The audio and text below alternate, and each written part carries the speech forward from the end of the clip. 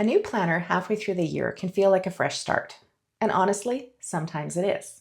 Sometimes a mid year planner is exactly what you need because your life has changed, your current system is not working, or you finally understand what kind of layout actually supports you. But sometimes a new planner is not really a planner decision. Sometimes it is a hope purchase. It is the feeling of a reset, the feeling of a new identity, the feeling of maybe if I had another right planner, I would finally become the version of myself I keep imagining.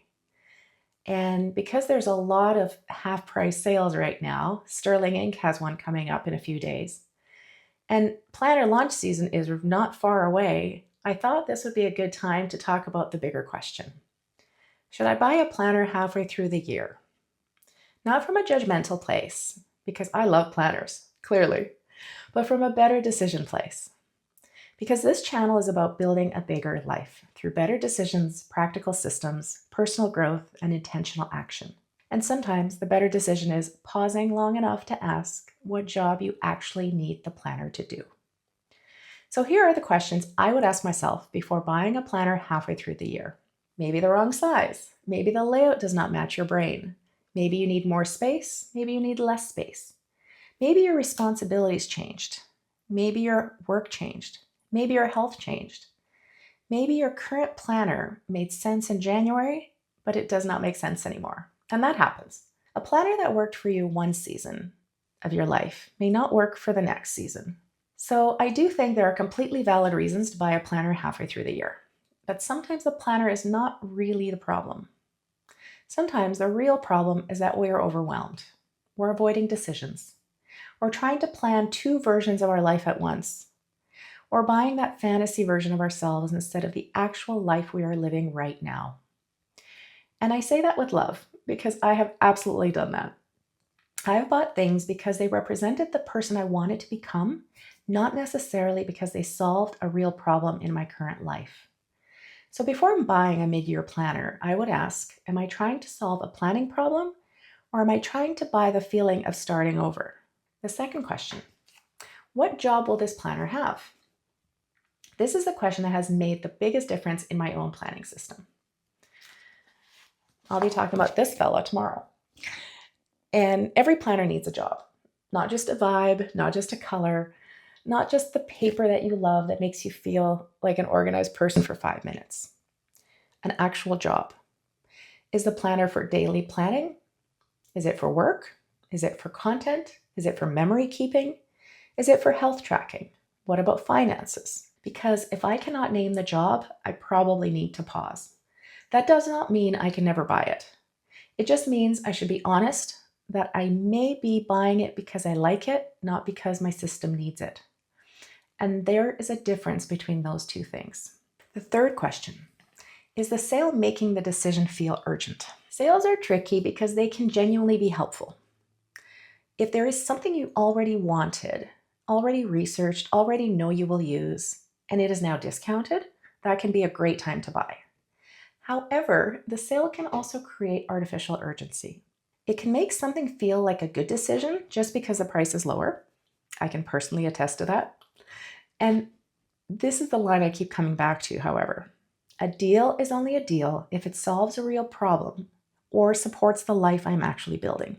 If I was not looking for that thing, if I do not have a job for it, and if I'm only interested because it is discounted, then I probably need to slow down. Especially with planners, because planners are not just objects. They require attention. Every planner you buy is also asking you to use it, store it, set it up, think about it, decide where it belongs in your system.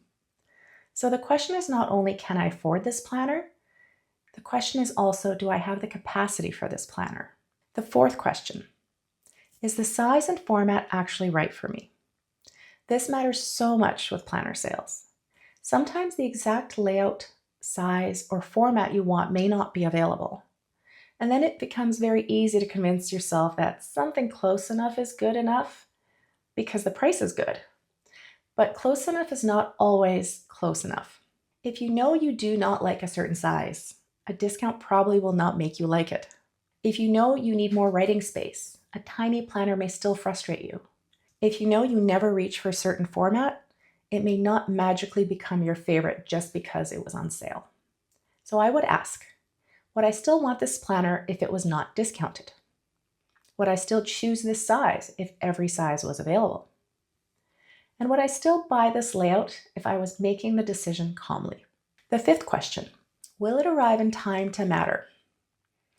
This is practical, but it matters. If you are in the US, shipping may be faster depending on the shop. If you are in Canada or ordering internationally, sometimes things take longer. And that does not mean you should not order, but it does mean you should be realistic. Are you buying this for a July reset? Are you buying it to test the format? Or are you buying it for later? Are you okay if it arrives after the initial excitement has worn off? Because sometimes we buy for the energy of the moment, but by the time the planner arrives, our actual needs have shifted. So I think it helps to separate the emotional timing from the practical timing.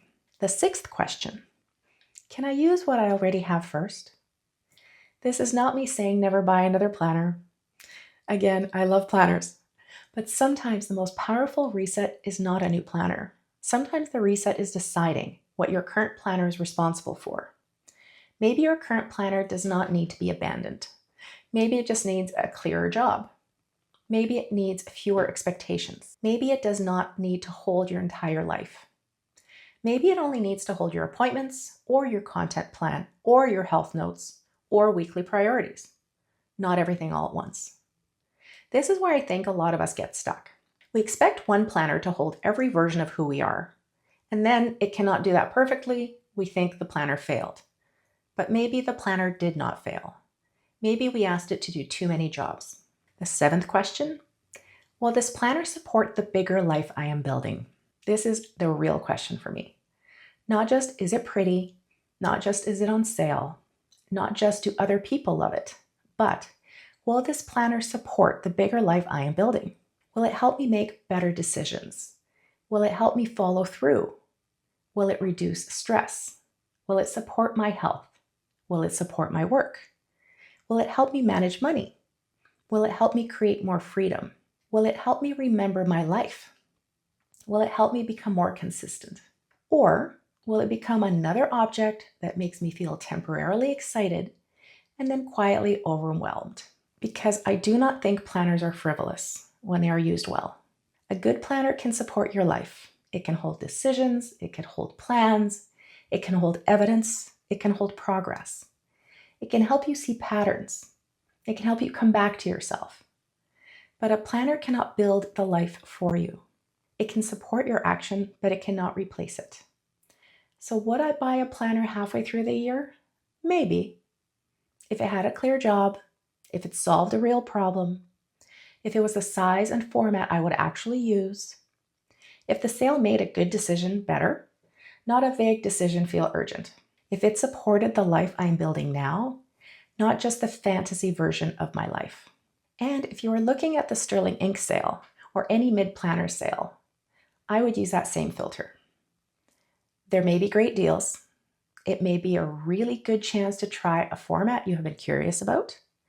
It may be a lower risk way to experiment, but I would not just buy because the planner exists and the price dropped. I would buy because I know what I need it to do.